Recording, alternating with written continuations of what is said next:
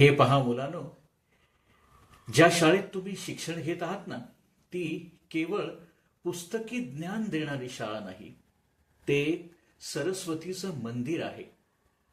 या शाळेत तुम्हाला उत्तम नीतिमूल्य, चांगले संस्कार दिले जातील, ज्याचा उपयोग तुम्हाला तुमच्या भविष्यात नक्की होईल. कारण आजची मुलं हे उद्याचे सुजाण नागरिकच आहेत. तुमच्यावरच तर देशाचं भवितव्य अवलंबून आहे. तुम्ही देशाचे खरे आधारस्तंभ आहात. तेव्हा येथून शिकून चांगले संस्कार, चांगली नीतिमूल्य घेऊन तुम्ही पुढे देशाची सेवा करा, सुजाण नागरिक बना. कारण तुमच्यामुळे भविष्यामध्ये आपलं राष्ट्र हे एक समर्थ राष्ट्र असेल.